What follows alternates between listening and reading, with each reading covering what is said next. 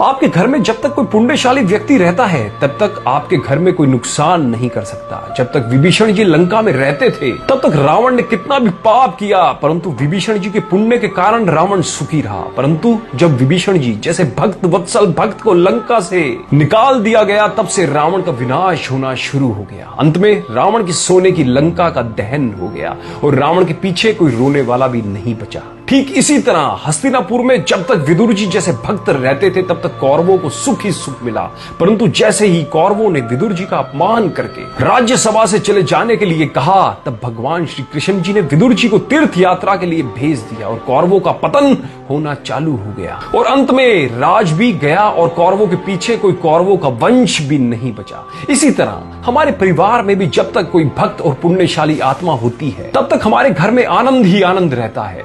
ईश्वर शास्त्र गुरु के प्रति समर्पित रहे। धर्म की जड़ जहां होगी वहां अशुभ कर्म आने से डरेंगे। कभी किसी का अपमान मत करिए, क्योंकि अपमान का घाव कभी नहीं भरता। हो सकता है आज आप जिसका अपमान कर रहे हैं कल उसी के सामने आपको झुकना पड़े।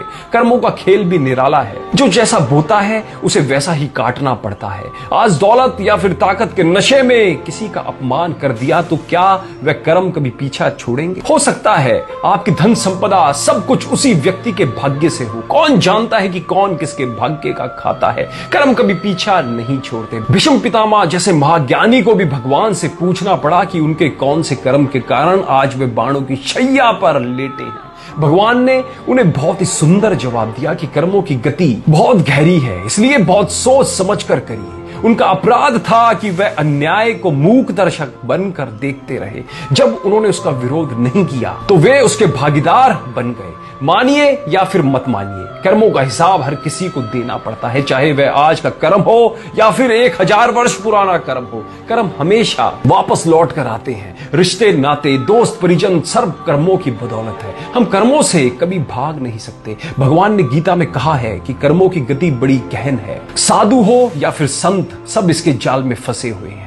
स्वामी रामकृष्ण परमहंस माता के परम भगत थे, पर जब उन्हें गले का कैंसर हो गया तो उनके शिष्यों ने उनसे निवेदन किया कि आप माता से कहकर अपनी बीमारी दूर कर लीजिए। पर स्वामी जी ने जवाब दिया, यह मेरे कर्म है जो मुझे भोगने ही हैं। अगर इस जन्म में नहीं भोगे तो अगले जन्म में दुगने होकर मिलेंगे। जब तक उनका शरीर था तब तक उन्हें उस तकलीफ से गुजरना ही पड़ा। हमारे शरीर की हर पीड़ा के पीछे कहीं ना कहीं हमारे कर्म ही होते हैं। इसलिए ना ही कभी किसी का दिल दुखाएं और ना ही पीड़ा पहुंचाएं। कुछ लोगों को बैठे बैठे सब कुछ मिल जाता है तो कुछ लोगों को मेहनत के बाद भी कुछ नहीं मिलता। एक मजदूर दिन भर मेहनत करके 400-500 रुपए ही कमा पाता है, तो वहीं एक अमीर आदमी पलंग पर बैठे बैठे दिन भर में लाखों रुपए कमा लेता है। कर्मों का प्रभाव ऐसा होता है कि जितना भी भोगने की कोशिश करिए वह आपको पकड़ ही लेगा। इसलिए अच्छा करिए तो बदले में अच्छा ही मिलेगा। दोस्तों, मैं उम्मीद करता हूं इस वीडियो ने भी आपको जागरूक किया होगा। अगर करा हो तो अपने सभी दोस्तों और रिश्तेदारों के साथ भी इस वीडियो को शेयर करके उनको भी कर्मों के प्रति जागरूक जरूर करें, जिनसे वो भी आने वाले समय में अच्छे कर्म कर सके। धन्यवाद।